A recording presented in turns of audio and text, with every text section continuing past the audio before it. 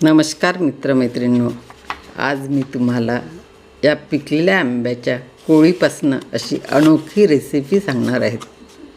पिकलेल्या आंब्याचा आपण छान पूर्ण रस काढून घेऊया।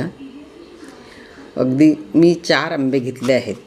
4 ते 5 आंब्याचे आम्ही कोळ तयार करून घेतले आणि ह्या उन्हात छान वाळवून घेतलेले आहेत। आता आपण याला प्रत्येक कोळीला अशा फोडून घेऊया। फोडून घेतल्यानंतर आपण यातल्या सगळ्या बिया काढून घेऊया। या सगळ्या बिया काढून घेतलेल्या आहे। ह्या सगळ्याच व्यवस्थित सोलून घेतल्या आहे। आता एका भांड्यात गरम पाणी घेऊन त्यात या सगळ्या कोळ उकळायला ठेवलेले आहे। याचा कडवटपणा जाण्यासाठी आपण यात 2 लिंबाच्या फोडी घातलेल्या आहेत आणि थोडं मीठ घातलेलं आहे। आता हे असंच ढवळून 15 ते 20 मिनिट छान उकळून घेतलेले आहेत। आता ह्या प्रत्येक कोळी आपण एका प्लेटमध्ये काढून घेऊया।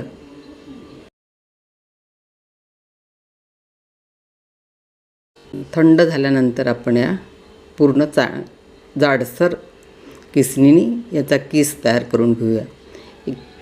याचा आपण किस तयार करू शकतो किंवा याच्या छोट्या छोट्या बारीक फोडी पण तयार करू शकतो, पण फोडीपेक्षा मला हा किस केलेला आवडतो। अगदी पूर्ण आंब्याचा हा किस तयार करून झालेला आहे।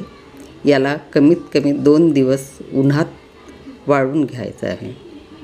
हा वाळलेला किस आपला तयार झालेला आहे।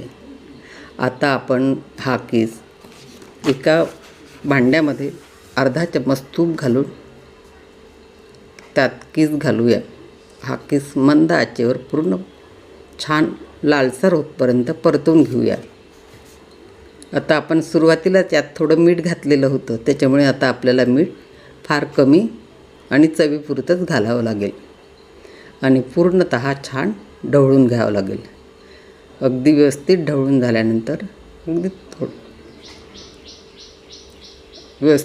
झाल्यानंतर हा आपला किस तयार झालेला आहे।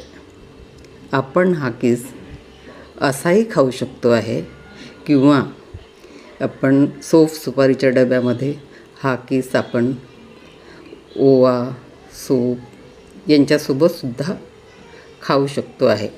ही रेसिपी तुम्ही नक्की करून बघा आणि माझ्या चॅनलला लाईक, सबस्क्राईब करा। हा आपला मुखस्वाद म्हणून तयार झालेला आहे। याचाच उपयोग औषधयुक्त असा टिप मी तुम्हाला पुढच्या व्हिडिओमध्ये नक्की सांगणार आहे, त्या तुम्ही नक्की बघा।